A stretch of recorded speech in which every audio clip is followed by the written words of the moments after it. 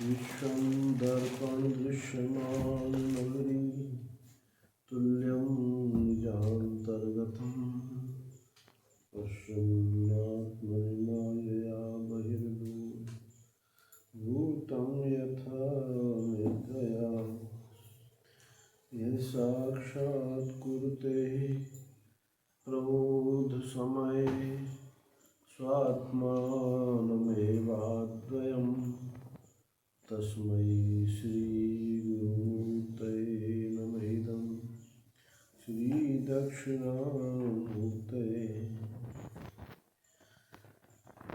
श्रीकृष्णार्जुन संकथा मृतनिधे धीरं गभीरं तलं तत्त्वान्वेषण तत्परैरधिगतं कैकेय्येन सधीवरहि किन्तु प्रथम विचाररत्ननिकरान् आनीय दाने प्रभो श्रीपूर्णानन्दमृतेन कश्चिदिति तव सर्वात्मना संश्रये अखण्डानन्दसम्बोध पूर्तये ब्रह्ममूर्तये सुधास्मितसमाश्लिष्टा नेत्रान्तरस्फूर्तये नमः। शङ्करं शङ्कराचार्यं केशवं बादरायणं सूत्रभाष्यकृतौ वन्दे भगवन्तौ पुनः पुनः। ईश्वरो गुरुरात्मेति मूर्तिभेदविभागिने व्योमवद्व्याप्तदेहाय दक्षिणामूर्तये नमः। कान्तिशिताम्रशती निन्दितशारदेन्दो यत्रैकतो विलसिता मसिताङ्गशोभा वृन्दावनेऽपि कृतयामुनगाङ्गसङ्गं राधामुकुन्दयुगलं तदहं नमामि। राधामुकुन्दयुगलं तदहं नमामि।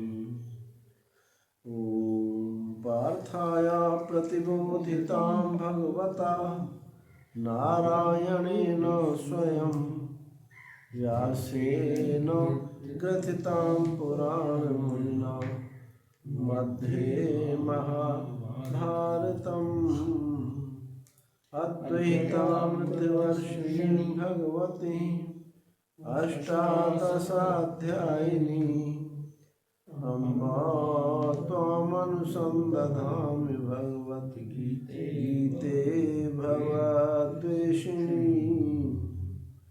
नमोऽस्तुते व्यासविशालबुद्धे फुल्लारविन्दायतपात्रनेत्र येन त्वया भारततैलपूर्णः प्रज्वालितो ज्ञानमयप्रदीपः। प्रपन्नपारिजाताय तोत्रवेत्रैकपाणये ज्ञानमुद्राय कृष्णाय गीतामृतदुहे नमः। मूकं करोति वाचालं पङ्गुं लङ्घयते गिरिं यत्कृपातमहं वन्दे परमानन्दमाधवम्। यदादित्यगतं तेजो यतन्तो योगिनः शयनं पश्यन्त्यात्मन्यवस्थितं यतन्तोऽप्यकृतात्मानो नैनं पश्यन्त्यचेतसः। यदादित्यगतं तेजो जगद्भासयतेऽखिलं यच्चन्द्रमसि यच्चाग्नौ तत्तेजो विद्धि मामकम्। गामाविश्य च भूतानि धारयाम्यहं ओजसा पुष्णामि चौषधी सर्वा सोमो भूत्वा रसात्मकः। अहं वैश्वानरो भूत्वा प्राणिनां देहमाश्रितः प्राणापान समायुक्तः पचाम्यन्नं चतुर्विधम्। कल जीव की किस प्रकार से जीव इन वासनाओं में लिपट करके उसका पुनर्जन्म पुनरागमन पुनर्जन्म होता है, ये बात बताई। और एक बात और भी बताई कि चलने से, खाने से, पीने से, उठने से, बैठने से, भोग करने से उस चेतन पर कोई प्रभाव नहीं पड़ता।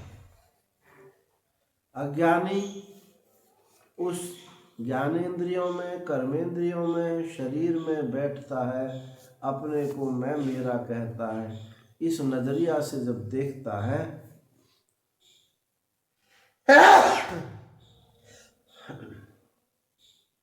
जब इस नजरिया से देखता है तो उस तत्वज्ञ महापुरुष में भी यही आरोप करता है।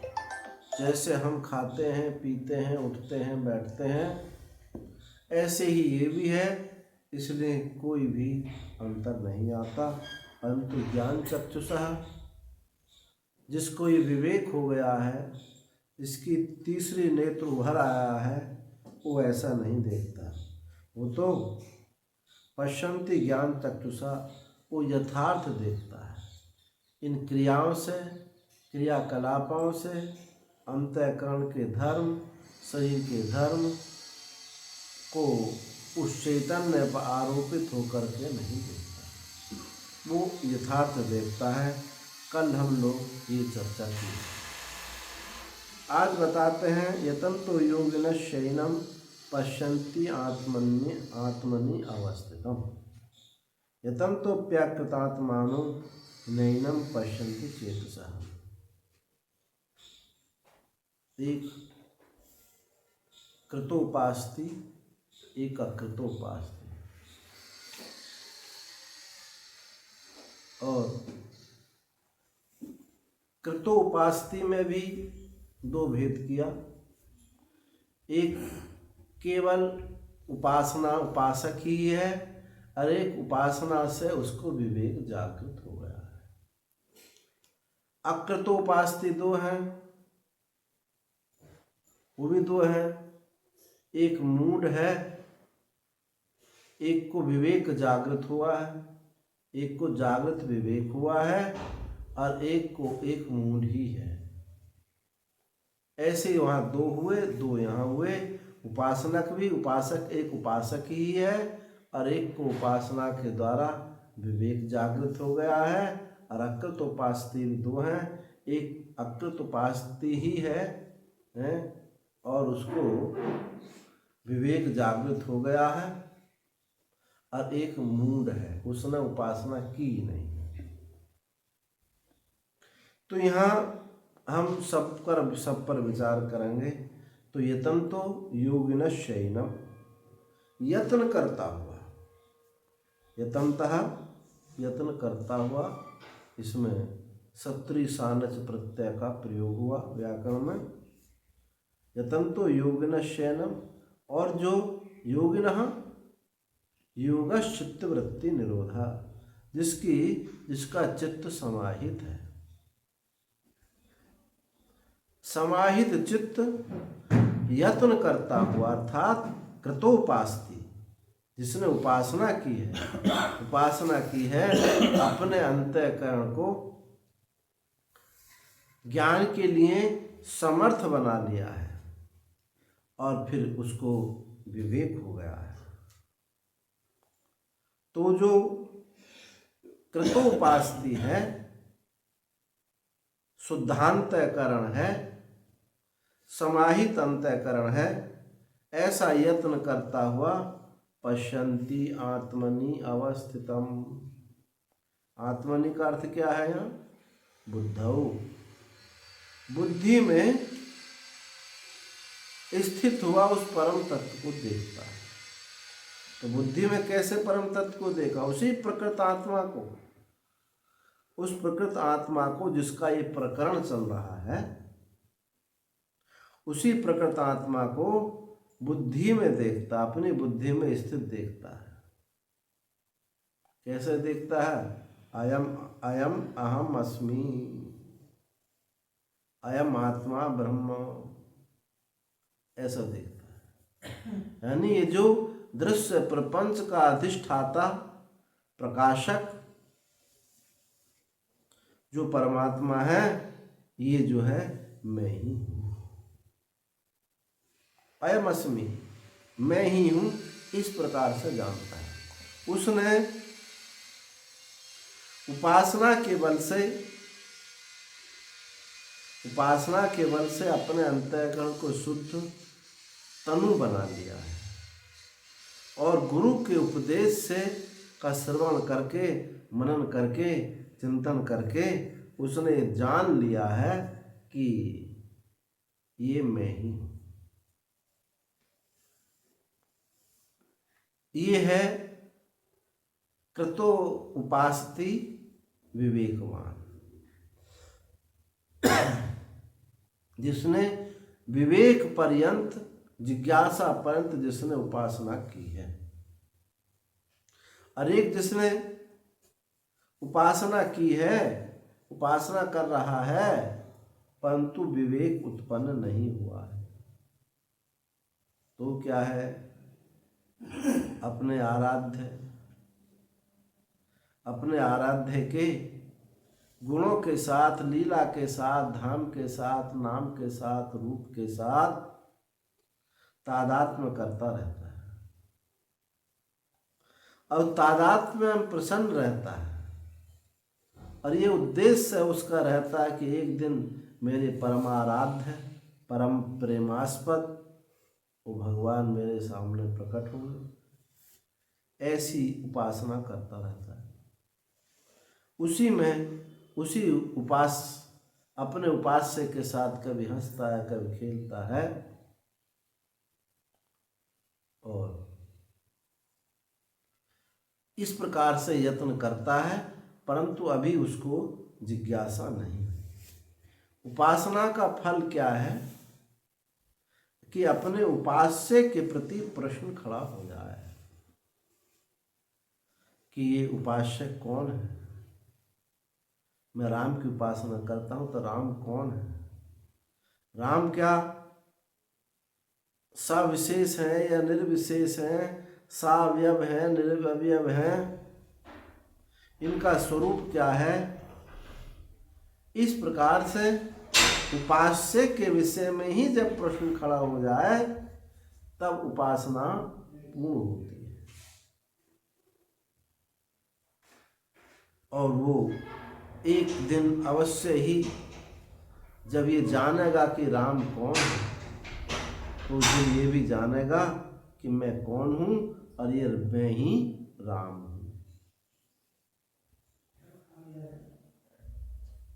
तो जो ये दोनों विभाग बताए, एक उपासक है, उपासना किया है, अपने उपास्य के लोक को जाता है, सालोक के सामीप्य सारूप्य मुक्ति प्राप्त करता है। अथवा एक उपास्य है, वो जो है ब्रह्मलोक जाता है, परंतु ब्रह्मलोक से लौट आता है। और एक उपास्य ये है, उपासक ये है कि ब्रह्मलोक में जाता है और वहाँ ब्रह्मा जी के साथ मुक्त हो जाता है। तो जो सब सकाम उपासना करता है वो ब्रह्मलोक जाकर के भी ब्रह्मलोक से लौट आता है। और जो निष्काम उपासना करता है, प्रतिबंध कोई बना रहा, विवेक वैराग्य पूर्ण रूप से उत्पन्न नहीं हुआ, तो उपास्य के लोग ब्रह्मलोक जाकर के ब्रह्मा जी के वो जो सत्व प्रधान लोक हैं, वहाँ सत्व की प्रधानता से उनके विक्षेप, उनके प्रतिबंध निवृत्त हो जाते हैं और ब्रह्म के साथ मुक्त हो जाता, ब्रह्मा के साथ। तो ये जो कृतोपास्ति ये तीन प्रकार के। एक कृतोपास्ति कैसा है कि जिसको उपासना करके विवेक हो गया है। तो यहाँ पहली पंक्ति में ऐसे ही कृतोपास्ति का वर्णन किया है। को यत्न करते हुए, कैसा यत्न करते हुए कि अपने को उस परम तत्व को अपने से एक जानते हुए, जानने का यत्न करते हुए, ऐसा समाहित चित्त होकर के अपनी बुद्धि में ही अवस्थित रहता है। देखो ज्ञान कहाँ होता है? जिस अंतःकरण में अज्ञान होता है उसी अंतःकरण में ज्ञान भी होता है। जैसे कि मैं देह हूं, आप भूलते नहीं हैं, इसी प्रकार से मैं ब्रह्म हूं, ये भी नहीं भूला जाता। क्योंकि पहले निश्चय वृत्ति में होता है, फिर जीव में होता है, अब फिर आत्म पर्यवसायी निश्चय होता है। दृष्टांत के रूप में समझें, जैसे कोई 1.5 साल का 2 साल का कोई बच्चा है, अब वो जैसा उसको सिखा देते हैं वैसे तोता की तरह बोलता है। अब वो उसका जो निश्चय हो रहा है वो केवल शब्दों तक है, वाणी तक है, ना उन शब्दों के अर्थ भी नहीं जानता है। मम्मी मम्मी मैं तो तुमसे विवाह करूंगा, मैं तुमसे विवाह करूंगा, तू मेरी बहू बन जा। अब ऐसा बोलता है 1.5 साल का बच्चा। अब उसको पता नहीं मम्मी क्या है, बहू क्या है, मैं क्या हूं। केवल वृत्ति में जो बात उसको रटा दे बोलता रहता है। एक तो वृत्त्यात्मक हो गया। अगर उसको कुछ और विषय मिल जाए और खिलौना मिल जाए तो इस बात को भूल जाता है। तो वृत्ति का स्मरण अलग है। और जब ही कुछ काल के बाद जब वो 10, 12, 14 साल का हो जाता है, अब इन शब्दों के अर्थ समझ जाता है और वो समझता है कि मैं लड़का हूं। पहले उसको वृत्ति में मैं लड़का हूं, ये वृत्ति में था। अब फिर हो गया उसका, ये लड़का है, ये जीव रूप में निश्चय हो गया कि मैं लड़का हूं। अब वो उसको याद करना नहीं पड़ता है कि मैं लड़का हूं या मैं लड़की हूं। ये निश्चय है जीव का। अब ये निश्चय यदि बहिर्मुख विषय का होता है तो ये निश्चय जीव तक ही रहेगा, आत्म पर्यवसायी नहीं होगा। परंतु ये निश्चय गुरु मुख से श्रवण के निश्चय मैं ब्रह्म हूँ ऐसा निश्चय होता है तो निश्चय कहाँ हो चला जाता है? ये आत्म पर्यवसायी हो जाता है। अब उसको ना तो बुद्धि, ना तो वृत्ति में है निश्चय, ना ही जीव में है, ना ही बुद्धि वृत्ति में है, ना जीव में है ये निश्चय। ये तो निश्चय का क्या होगा? जो आत्मा है सो निश्चय है, सो निश्चय है, सो आत्मा है। क्योंकि निश्चय उस समय जब क्रिया थी, निश्चय उस समय जब एक प्रत्यय था, और वो प्रत्यय किसका था? आत्मा का था। जब प्रत्यय आत्म पर्यवसाय हुआ तो शब्द आदि सब छूट गए और उस प्रत्यय का जो अर्थ था आत्मा वही रह गया। अब चाहे उसको मरने पर कौमा हो जाए, कौमा में चला जाए, कई महीना कौमा में चला जाए, अथवा वो राम राम करे, अथवा कृष्ण कृष्ण करे, अथवा चुपचाप बैठ के समाधि लगाए, कीर्तन करे, कुछ भी करे, उसके करने से वो जो आत्म पर्यवसाय निश्चय हुआ था उस पर कोई प्रभाव नहीं पड़ता। अब वो विपरीत अभ्यास भी उसका होता है तो विपरीत अभ्यास भी उसका कुछ बिगाड़ता नहीं है। इसलिए एक बार जा करके फिर लौटता नहीं है। श्रुति कहती है यज्ञत्वान निवर्तन्ते, स्मृति कहती है यज्ञत्वान निवर्तन्ते तद्धाम। तो ये पहले वृत्ति में निश्चय होता है, अब वृत्ति के माध्यम से ये जीव में निश्चय होता है। तो ज्ञान भी अंतःकरण में होता है और अज्ञान भी अंतःकरण में होता है। इसलिए ज्ञान से अज्ञान बाधित हो जाता है और बस आत्म रूप में स्थित होता है। तो यहाँ ये बताए कि ऐसा कृतोपासक जिसको विवेक हो गया है, गुरु के सम्मुख हो गया है, जिसने श्रवण कर लिया है, वो पश्यन्ति आत्मनि अवस्थितम्, अपनी बुद्धि में उस परमात्मा को जान जाता है कि ये परमात्मा अखंड अनंत चैतन्य में ही हूँ। और कालक्षेप होने पर विधेय कैवल्य को प्राप्त हो जाता है। जब तक ये शरीर रहता है जीवन मुक्ति को प्राप्त रहता है, जीवन मुक्ति के आनंद में बैठा रहता है। तो ये जो पहले जीव में निश्चय हुआ, वृत्ति के माध्यम से जीव में निश्चय हुआ, इसका एक ही तरीका है, अन्य विषय को त्याग करके अपने अस्तित्व को अनंत जानना। अन्य विषयों को छोड़ करके अपने अस्तित्व को अनंत चैतन्य निरंतर जानना। एक ऐसा एहसास जो निरंतर है, ऐसा एहसास जो निरंतर है, जिसमें कोई प्रतिकूलता अनुकूलता नहीं है,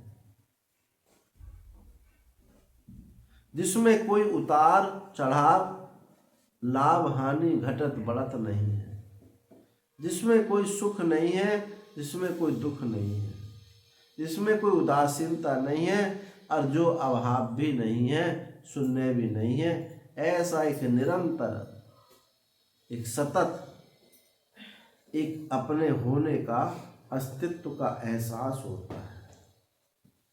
इसी बात के लिए बार बार आपको प्रेरित किया जा रहा है, अवान्तर वाक्यों के द्वारा, महावाक्यों के द्वारा, कैसे उस जीव इस बहिर्मुखता को छोड़ करके उस निरंतर अनंतर मुक्ता को, जो आत्मनिश्चय रूप है, उसमें प्रतिष्ठित हो जाए। और जो ये पहली पंक्ति कृतात्मा के लिए है, कृतोपास्ति के लिए है। दूसरी जो पंक्ति है अकृत है, जिसने उपासना नहीं की है। जिसने उपासना नहीं की है वो दो प्रकार के बताए थे। जिसने उपासना नहीं की, केवल संसार का ही भोग भोगा है, संसार में ही रुचि रखता है, वही उसको महत्वपूर्ण, वही उसको सत्य महसूस होता है। तो जो ऐसा पामर पुरुष है, ऐसा जो मूढ़ पुरुष है, उसके लिए तो ये चर्चा है नहीं। परंतु जो उपासना नहीं की है और परंतु विवेक जागृत हो गया है, ये उसकी चर्चा भी इस पंक्ति में नहीं है। यहाँ अकृत उपासक है और अकृत उपासक है, मूढ़ है, उसके लिए कहा जा रहा है, उसके लिए नहीं। वो जो अकृत उपासक है और उसको संस्कार विहीन है। एक अकृत उपासक है, संस्कार विहीन है, एक संस्कारवान है। तो यहाँ संस्कार विहीन जो उपासक है, अकृत आत्मनो असंस्कृत आत्मना तप इंद्रिय जयेन, तप इंद्रियों से जिसने कि तप इंद्रियों को जीते बिना जो जिसमें कोई संस्कार जागृत नहीं हुआ है, अर्थात जिसने तप इंद्रियों को तपाया नहीं, इंद्रियों को विषयों से संयमित नहीं किया, ऐसा जो असंस्कारी है, ऐसा जो दुरात्मा है, ऐसे जिसको दुष्चरिता न उपरता, जो अपने दुष्चरितों से उपरामता को प्राप्त नहीं हुआ है, जिसका अशांत दर्पाह, जिसका अभिमान घमंड जो है, गर्व शांत नहीं हुआ है, भले ही विवेक की बात करता हो, भले ही ज्ञान की बात करता हो, परंतु अभिमान शांत नहीं, उसके दुष्चरित्र शांत नहीं, और तप से इंद्रियों को जीत करके भी जिसके जीवन में संस्कार उत्पन्न नहीं हुआ है, ऐसा कृतोपासक वो प्रयत्न करते हुए, कैसा प्रयत्न करते, एतन तो भी शास्त्र आदि प्रमाण है, शास्त्र आदि प्रमाणों के द्वारा यत्न करता हुआ भी, परंतु शांत जो है, दर्प नहीं है, दुष्चरित्रों को छोड़ा नहीं है, मान प्रतिष्ठा के लिए वो घूमता रहता है, इस ब्रह्मात्म विद्या को भी अपना एक आभूषण बना देता है।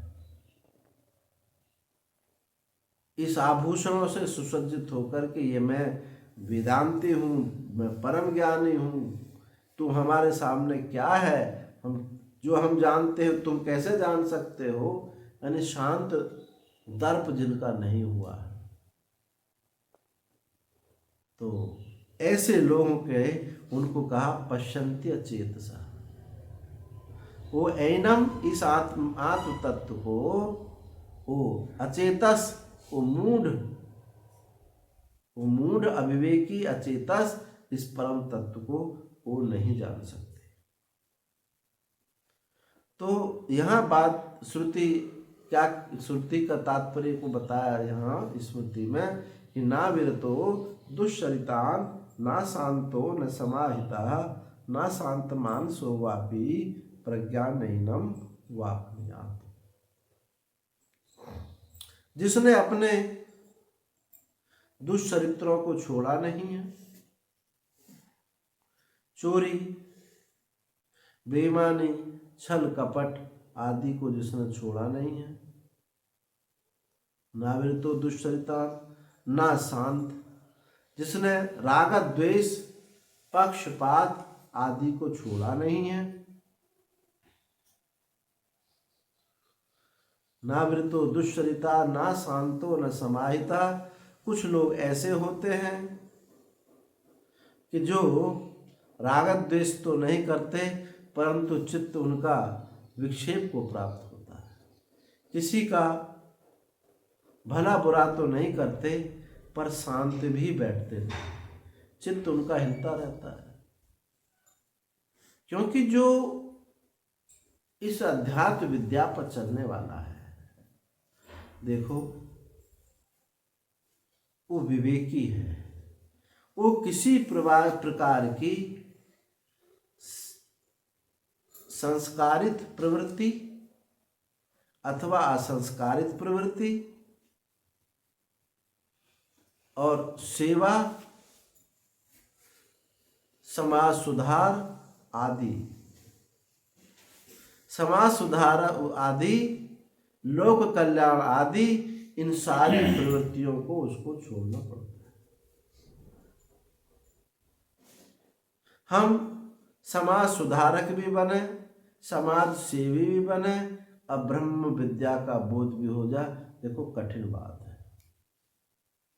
वो एक अच्छे समाज में एक अच्छे आदमी हैं, उनकी गति भी अच्छी हो, ये बात निश्चित है।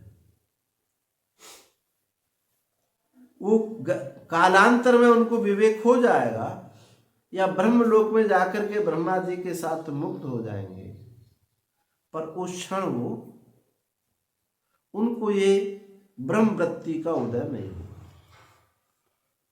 इसलिए यहाँ श्रुति ने 3 बात कही, ना शांत मानसो वापी, ना विरतो दुष्चरितान, ना वृतो दुश्चरिता, ना शांतो न समाहिता। ना शांत, न समाहित, ना शांत मानसो आप। तीन शब्द एक जैसे आए। तो पहले शब्द में तो है, पहले शांति के लिए क्या बताया कि उसको किसी के प्रति राग द्वेष नहीं होता है। दूसरे का ऐसा है कि राग द्वेष तो नहीं है, पर चित्त की चांचल्यता ज्यादा है, समाज सेवा कार्य में लगा है, समाज सुधार कार्य में लगा है, भले उसको मान प्रतिष्ठा नहीं चाहिए, उसका भला करने में लगा है, उसका कोई काम बिगड़ रहा था वहां जा कर के पहुंच जाता है। तो वो उस पूर्व वाले की